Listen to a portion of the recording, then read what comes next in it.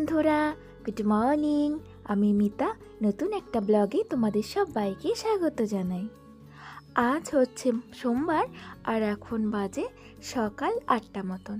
আজকের ব্লগটা আমি এখন থেকে শুরু করছি তোমাদের সবাইকে সাথে নিয়ে। আজকেও কিন্তু আমি অনেকটা বেলার দিকে ব্লগটা শুরু করলাম। সকাল সকাল কিন্তু ব্লগটা আমি শুরু করিনি। আর সকালের সমস্ত কাজকর্ম কিন্তু আমি অফ ক্যামেরায় করে নিয়েছি। এখন স্নান করে চলে এলাম, তারপরে ভাবলাম যাই এখন থেকেই তোমাদেরকে কাজগুলো দেখানো শুরু করি। তো সকালে ঘুম থেকে উঠেছি, যথারীতি সমস্ত কাজকর্ম শেষ করেছি। তারপরে এই যে দেখো কম্বল দুটো ছিল, শীতের সব কিছুই ধোয়া হয়ে গেছে, তবে এই যে দুটো কম্বল ছিল আর এই দেখো মাম্মামের একটা সোয়েটার ছিল। এই সোয়েটারটা না আমি শীতের প্রথম থেকেই খুঁজে পাচ্ছিলাম না। ওই 1-2বার হয়তো পরিয়েছি, তারপরের থেকেই আমি খুঁজে পাচ্ছিলাম না। হয়তো ভেবেছিলাম কোথাও ফেলে রেখে এসেছি। ঘরের না সব জায়গায় খুঁজেছি, কোথাও পাইনি। তারপরে আমি ভাবলাম যাক ওই সোয়েটারটা আর খুঁজে পাওয়া যাবে না, কোথায় হারিয়ে গেছে। তারপরে কালকে যে ঘর পরিষ্কার করছিলাম ওই ছোট ঘরটা, তখন দেখলাম আলনার নিচে একটা কোণার দিকে পড়ে রয়েছে। তো সেখান থেকে এটাকে টেনে বের করলাম, জানো তো একদম নোংরা মেখে কি অবস্থা হয়ে গেছিলো। মানে ভাবো তুমি, তাও তো 2-3 মাস হবেই ওখানে পড়ে রয়েছে। মানে সে প্রথমেই থেকে আমি এই সোয়েটারটা পাচ্ছি না, একবার কি 2বার পরানোর পরেই। তো যাই হোক, এখন পেয়েছি, এটাকে সুন্দর করে ধুয়ে নেড়ে দিলাম, তারপরে শুকিয়ে গেলে গুছিয়ে রেখে দেবো।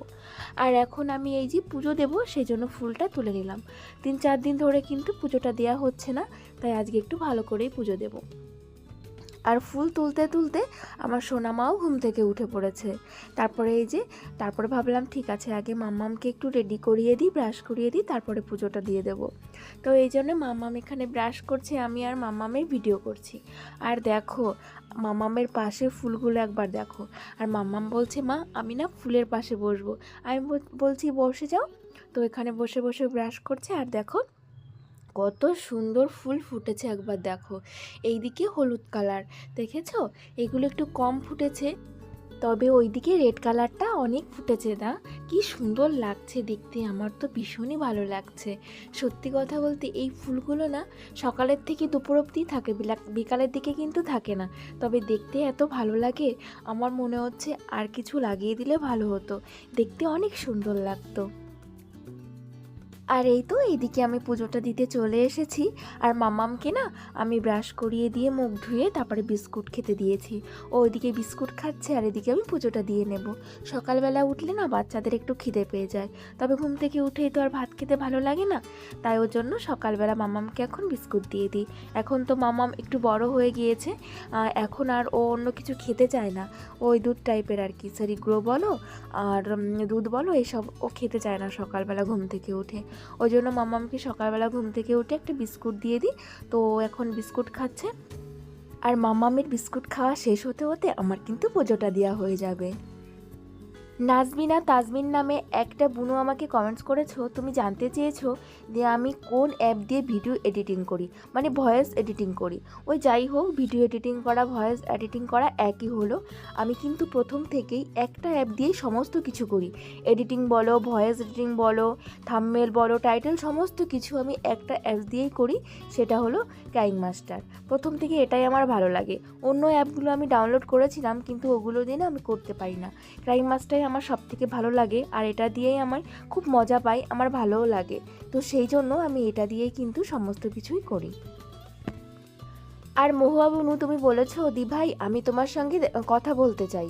হ্যাঁ ঠিক আছে বুনু, তুমি যদি আমার সঙ্গে কথা বলতে চাও তাহলে তুমি একটা কাজ করো, আমার ফেসবুকে যোগাযোগ করো। আমার ফেসবুকের নাম হচ্ছে মিতা মিঠুন। আর এটা কিন্তু আমার কমিউনিটি পোস্ট করা আছে, তুমি চাইলে দেখে নিতে পারো। আর তুমি মিতা মিঠুন দিয়ে ফেসবুকে গিয়ে সার্চ করলেই কিন্তু পেয়ে যাবে, সেখানে গিয়ে তুমি সার্চ করো, ওটা পেয়ে গেলে আমাকে ফ্রেন্ড রিকোয়েস্ট পাঠাও, তারপর আমি তোমার সঙ্গে কথা বলবো।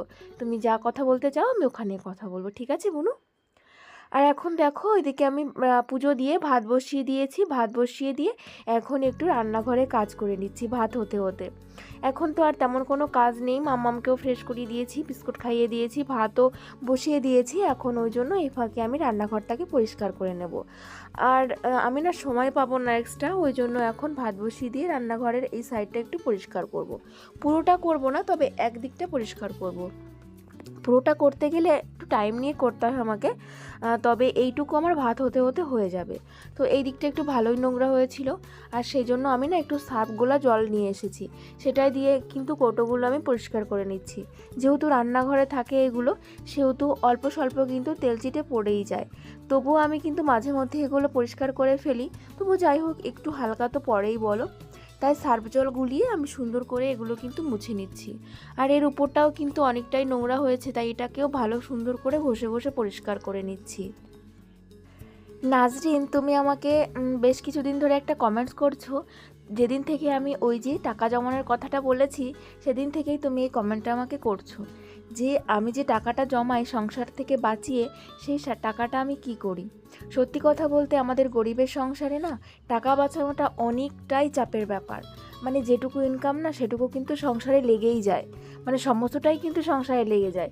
কিন্তু আমি না একটু বুদ্ধি করে একটু টাকা জমিয়ে রাখি, অনেক কষ্ট করে যেন আমার টাকা একটুখানি জমাতে পারি, মানে সেটা আমার কাছে।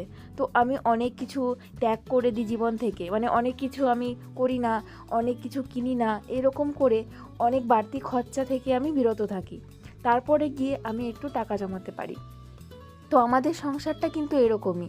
তবে বড়লোকদের ব্যাপার আলাদা, তারা তো অনেক প্রচুর খরচা করেও তাদের অনেক টাকা বেঁচে থাকে, তাদের ওইসব নিয়ে ভাবতে হয় না। কিন্তু আমাদের গরিবের সংসারে কিন্তু অনেক কিছু ভাবতে হয়, আর ভবিষ্যতের কথাও তো একটু চিন্তা করতে হয় বলো। এই যে মেয়ে হয়েছে, মেয়ের কথাও তো চিন্তা করতে হবে। সেটাই ভেবেই জানো আমাদের যেটুকু কম ইনকাম তার থেকেও কিন্তু আমি একটুখানি বাঁচিয়ে বাঁচিয়ে রাখি।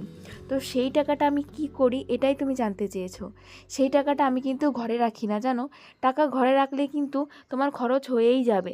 যখনই তুমি টাকা ঘরে রাখবে তখনই তোমার ইচ্ছা করবে যে টাকাটা দিয়ে একটা কিছু করি, এটা করি সেটা করি, এরকম করতে করতে কিন্তু খরচা হয়ে যাবে। আর টাকাটা জমিয়ে যদি তুমি এমন জায়গায় রেখে দাও যে সেখান থেকে তুমি টাকাটা তুলতে পারবে না, বা চাইলেও তুমি খরচা করতে পারবে না, তাহলে কিন্তু টাকাটা তোমার জমা থাকবে। তো আমি কিন্তু সেটাই করি। আমি না বলতে পারো আমি আর আমার হাজব্যান্ড বুদ্ধি করে টাকাটা আমরা একটা জায়গায় রেখে দিই, সেটা হচ্ছে পোস্ট অফিসে। তো সেইখানে আমরা একদম টাকাটা পুরো ফিক্স করে রেখে দিই। ঠিক আছে, ফিক্স করে রেখে দিলে কী হয় বলো তো, যে আমরা ইচ্ছা করলেও কিন্তু টাকাটা তুলতে পারবো না।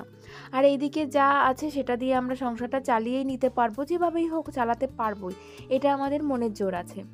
আর ওই জন্য মাসের শেষে যে টাকাটা আমরা জমাই, 1 মাস 2 মাস যাই হোক বা 3 মাস এরকম বাদে বাদে আমরা গিয়ে কিন্তু টাকাটা পোস্ট অফিসে রেখে আসি, তাহলে টাকাটা কিন্তু আমাদের জমা হয়ে যায়।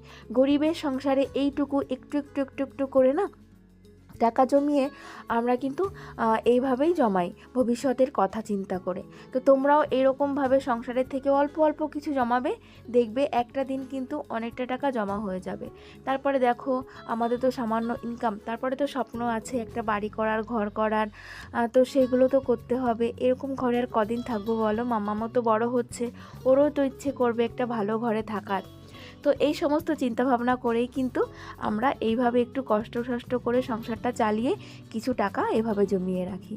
তো তুমি তোমার প্রশ্নের উত্তরটা পেয়ে গেলে বুনু। তো এই ব্লগে একটু কমেন্টস করো তোমার কেমন লাগলো। এরপরে দেখো সকালে রান্নাবান্না সেরে খাওয়া দাওয়া করে নিয়েছিলাম, তারপরে তো দেখলে রান্নাঘরটা গুছালাম, আর এবারে একটু ডিম সিদ্ধ বসালাম। আজকে দুপুরে না ডিম রান্না করব, মাছ আজকে আর খাবো না, আজকে ডিম রান্না করব। তো এইভাবেই কিন্তু আমরা চলি জানো, রোজ রোজ মাছও আমরা খাই না, এই যে আজকে একটু ডিম খাবো। আর তারপরে ডিম সিদ্ধ বসিয়ে ওদিকে কিন্তু আমার সবজিও সমস্ত কাটা হয়ে গেছে, দুপুরে কি রান্না করব। আর তার মাঝখানে এই যে মাম্মামকে স্নান করিয়ে দিয়েছি, তোমাদের বললাম না দুপুরে রান্না বসিয়েই কিন্তু আমি মাম্মামকে স্নান করাতে যাই। তো আজকে ডিম বসিয়েছি আর ওদিকে সমস্ত কিছু কাটাকুটো করে নিয়ে এই যে মাম্মামকে স্নান করিয়ে নিলাম, আর এখন সুন্দর করে একটু রেডি করিয়ে দিলাম। তবে এই যে সুন্দর করে রেডি করিয়ে দিলাম এটাও বেশিক্ষণ রাখবে না জানো, এক্ষুনি এই যে খেলা করবে, দৌড়াদৌড়ি করবে, সব উল্টোপাল্টা হয়ে যাবে। বাচ্চা মানুষ তো বলো, ওদের কিন্তু সাজগোজ বেশিক্ষণ থাকে না। তবে আমাদের মায়েদের তো সবসময় ভালো লাগে না ওদের বাচ্চাদের সাজিয়ে গুছিয়ে রাখতে। তবে চেষ্টা করি জানো কাজের ফাঁকে যতটা পারি মাম্মামকে যত্ন নেওয়ার। তবে না মাম্মাম না খুব রোগা হয়ে যাচ্ছে জানো তো, ও তো খাওয়া দাওয়া টুকটাক ঠিকই করছে, তবুও কেন রোগা এত বুঝতে পারছি না। আর একটুখানি হেলদি হলে ভালো হতো, তবে জানি না কেন ও এত রোগা। আমি কিন্তু মাম্মামের প্রপারলি কেয়ার করি, খাওয়া দাওয়া সমস্তটাই কিন্তু প্রপারলি করি, তবে জানি না কেন ও এত রোগা হয়ে যাচ্ছে। পূর্ণিতা বুনু কমেন্টস করেছে, বলেছে দি ভাই তোমার কথাগুলো না খুব সুন্দর, শুনতে খুব ভালো লাগে, আর তুমি না এক কথায় একটা লক্ষ্মী দিদি ভাই, ঠাকুর তোমার সবসময় মঙ্গল করবে। থ্যাংক ইউ গো বুনু, তোমারও ঠাকুর সবসময় মঙ্গল করবে গো। তুমি একটা ভালো মনের মানুষ, তোমার কথা শুনেই সেটা বোঝা যাচ্ছে। তুমি আমাকে এতটা সুন্দর একটা কমেন্টস করেছো, তাতেই বোঝা যায় যে তুমি একটা ভালো মনের মানুষ। তুমিও খুব ভালো থাকবে বুনু, আর ঠাকুর তোমারও মঙ্গল করবে, আর এইভাবেই আমার পাশে থাকবে, ঠিক আছে বুনু?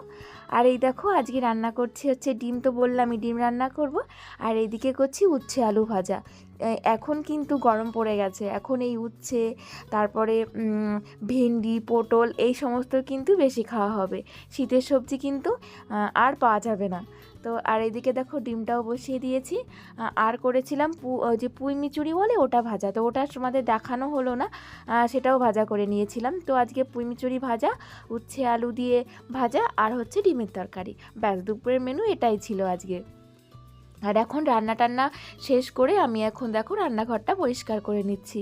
আমি কিন্তু দুপুরবেলা রান্নার পরে সুন্দর করে রান্নাঘরটা পরিষ্কার করে নিই, যেহেতু রাত্রে আমার তেমন রান্না বান্না নেই, সেহেতু এখনই দুপুরে সুন্দর করে রান্নাঘরটা পরিষ্কার করে নিলে এরকমই কিন্তু থাকবে। তো সেই জন্য ভালো লাগে, আর কেউ বাড়িতে এলেও কিন্তু দেখে খুব ভালো বলবে, সেই জন্য আমি সুন্দর করে গুছিয়ে রাখি। পম্পি দিভাই কমেন্টস করেছে, বলেছে খুব সুন্দর করে আলনাটা গুছিয়ে নিলে, খুব ভালো লাগলো। একটা মেয়ে চাইলেই কিন্তু সংসারটাকে স্বর্গ বানিয়ে নিতে পারে।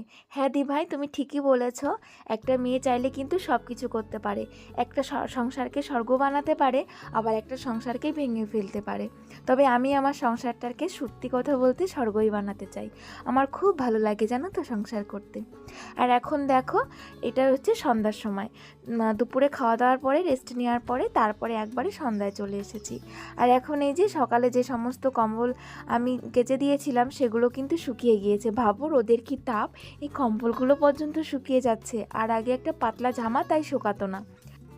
আর এগুলোকে ভাঁজ করে আলমারির মধ্যে ভরে রেখে দিলাম। আর এখন দেখো মেয়ে বায়না তুলেছে যে ওকে এখন বাবলস ফুলিয়ে দিতে হবে। ও ফোলাতে পারে, তবে ও হালকা হালকা ফোলাতে পারে, তবে আমাদেরটা একটু ভালো হয়, সেজন্য বেশি আনন্দ পায়। তো ওর বাবা বাবলস এনে দিয়েছে, এখন ওকে এগুলো ফুলিয়ে ফুলিয়ে দেখো আমি ফোলাবো, আর ওরকম করে ও ধরবে আর এরকম আনন্দ করবে, ওটাই নাকি ওর ভালো লাগে। তো সেটাই এখন করতে হবে, কি করা যাবে বলো, মেয়ের বায়না আবদার এটা তো পূর্ণ করতেই হবে। তো এটাই করছি বসে বসে, আমারও বেশ ভালোই লাগছে, কিন্তু দুজনে মিলে এখন এটাই করছি। চলো আজকের ব্লগটা এখানেই শেষ করছি, তোমরা সবাই ভালো থেকো, আমরাও ভালো আছি, তোমাদের সবাইকে টাটা, গুড নাইট।